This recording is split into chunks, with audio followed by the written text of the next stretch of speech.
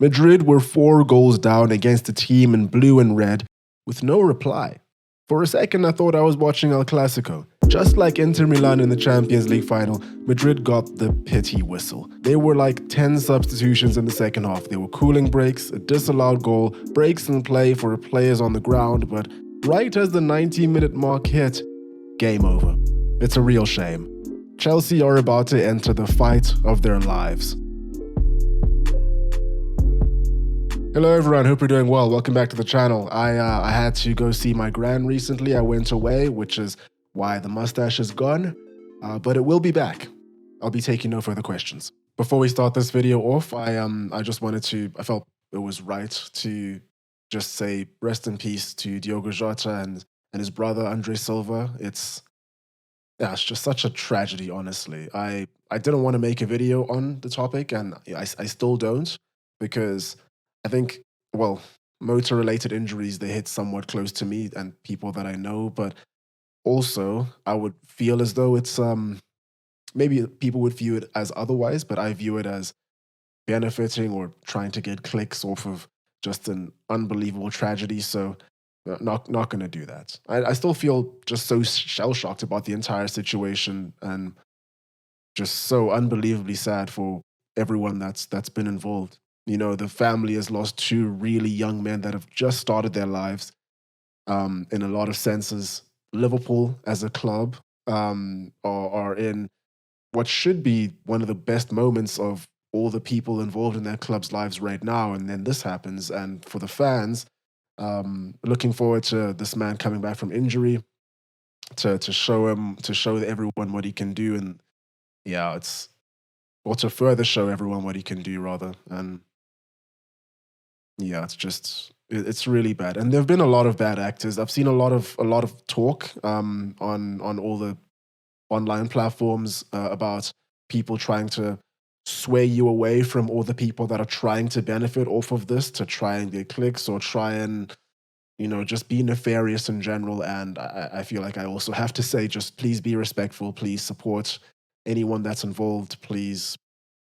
It's important that this sort of community just bands together for this sort of thing. And I have faith that people will get through this situation together. So yeah, maybe when the time is right, maybe in the future, maybe, I don't know, we'll do a really long, dedicated, tasteful tribute, but now is not that time. So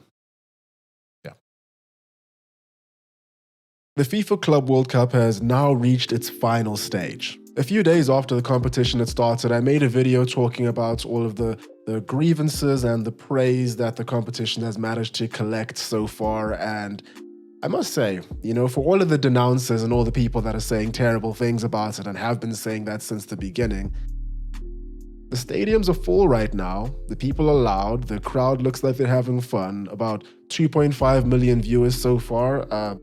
In-game viewers, in-stadium viewers, sorry, people that have actually gone through turnstiles. We've had about 62 games so far. Engagement online is high.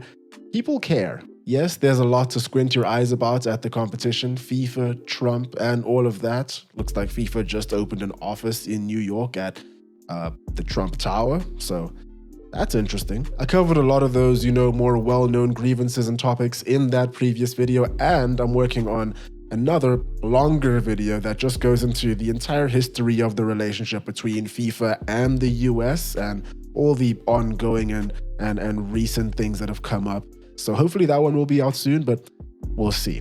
In the meantime, we are here to discuss some really highly entertaining football and a full-on demolition job. PSG vs Real Madrid, second semi-final of the FIFA Club World Cup 2025. Pretty much just from the start, it was pretty clear who the majority of the side was supporting. We were looking at a sea of white shirts out there, and it's kind of weird because Madrid right now, in its current form, is kind of just a team of individuals, right? That's who the majority of, let's say, everyone but the die-hard supports are looking at. And it was quite a poignant moment because that was really, really epitomized by the fact that all the players walk out one by one and are announced by the announcer really American style. So yeah, it didn't go that well for everyone watching in the stadium.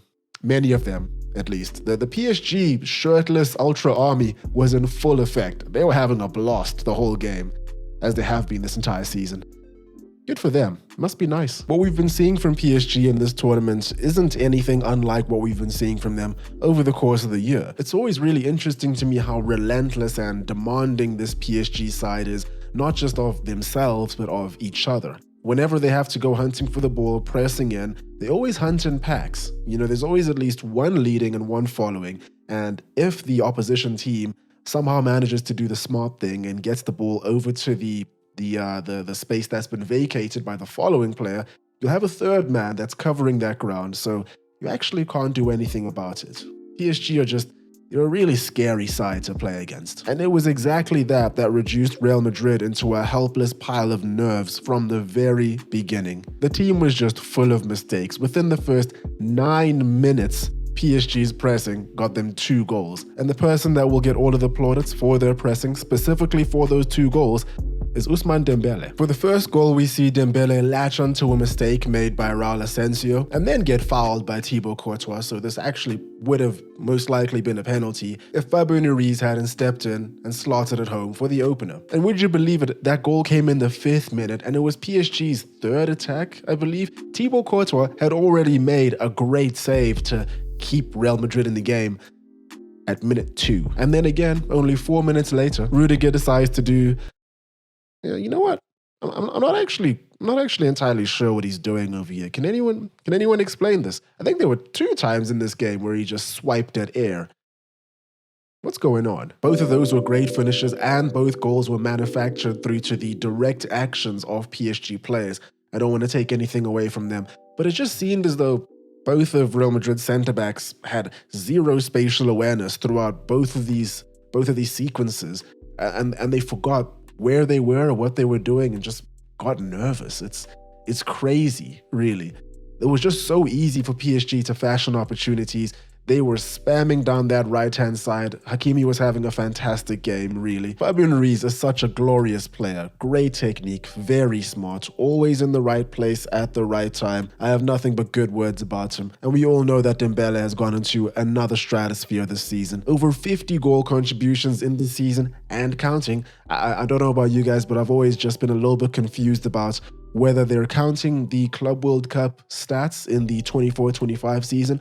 From everything that I'm seeing, they are. So, Ballon d'Or. The 3rd goal was giving me PTSD from every FIFA game that I played back in the day, back when I used to be a bit of an addict. Just your standard L1-1-2 with a through ball while my defender does nothing about it. All of my defenders are nowhere to be seen, even though I didn't change my attacking profiles. They square the ball into the box, and look at that. The attacker just stops the ball, strokes it home. I'm never playing that game again. But this was not an isolated incident. I think I've already mentioned it so far in this video. PSG were having a lot of success down that right-hand side. Every single goal that they scored, bar the Ousmane Dembele goal where he just pressed Rudiger, came from the right-hand side, with Hakimi being involved in some way or form. The final goal by Ramos was just peak calmness. Again, coming from the right from Hakimi, recovered by Barcola. Magical feat. These guys are doing skills in the box as if they forgot they're playing against Real Madrid. Ramos does the most nonchalant drag back and shot. It's actually crazy. And then we see a great tribute as he honors his friend Diogo Jota with his celebration. And while we're talking about this, actually, I only recently found out that Diogo Jota was apparently number 1 in FIFA at one point in 2021. I didn't know that. And if you didn't know, I guess now you do too. Luis Enrique just looked so happy over the course of this game. Every goal was just beaming smiles on his face. His team has now scored 10 goals against Atletico Madrid, Real Madrid, and Bayern Munich with no reply, all within the space of about 2 weeks. PSG are very likely about to win everything 2025 has to offer. Every day I pray that UEFA does the right thing and decides to not televise the Super Cup final. There will be young children watching. If PSG beat Chelsea and then Tottenham Hotspur all within a couple of weeks, after already having beaten Arsenal and dumped them out of the Champions League a couple of weeks ago, really at this point, I don't know if any Parisian will ever be safe in London ever again. If you're a Real Madrid fan and simply think your team was not trying or resting players or whatever excuse you want to make, You're doing your team a disservice. They were trying. The simple truth is that they were humiliated and need to improve. And listen, the truth goes for everybody in world football if they want to catch up to PSG. It's not an isolated incident. At the very least, they didn't lose 5-0 in a Champions League final. Mbappé was trying to win the game himself, despite not even trying to track back. The same goes for Vinny Jr., who wasn't tracking back all game, and correct me if I'm wrong, but Vinny Jr. not tracking back is an issue that's only come up in the 24-25 season, isn't it? Before that, he was praised quite a lot for how much he contributes to the team. I distinctly remember that when he was up for the Ballon d'Or, that was one of the talking points, but it seems as though ever since Mbappé has come into the fold and it's just been about how them two can't gel together, it seems the general consensus is that that's no more.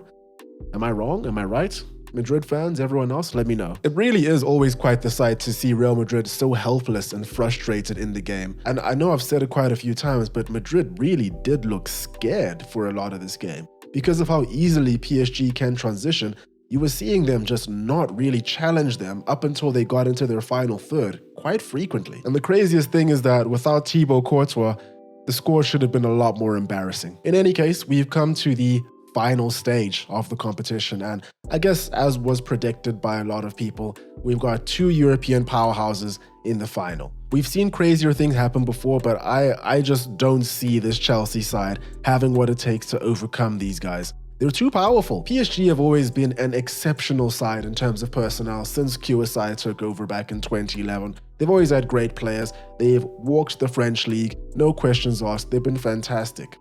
But it's always just been the final hurdle in the Champions League and whether they would be able to get there. And the only thing they were lacking was experience, and they were just probably a little bit scared. And now they don't have that. All of their fears, all their inhibitions are let loose. They can just go out and have as much fun as they want and work hard and win these games. And it's not just this young team, because yes, this current team is poised to become what a lot of people are calling a dynasty. I don't disagree with that. They very well can. They might not even be as good as they possibly can be, but it's everyone that comes after. You know, the thing about these big clubs, Manchester United, Liverpool, Chelsea, Barcelona, Real Madrid, every team, Bayern Munich, is that the youngsters walk through those halls and they see the trophies on the wall and they're like, okay, this club has that culture. I'm going to be part of it. PSG has that now. So we should all be afraid. But then again, the Club World Cup final hasn't even happened. You know, they could just have a monumental choke and lose against Chelsea, and then all that credit that they've worked for is down the drain. Who do you guys think is going to win? Let me know in the comments below. There we have it. That's all for me today. Hope you guys enjoyed. Hope you're having a great day. Cheers, and I will catch you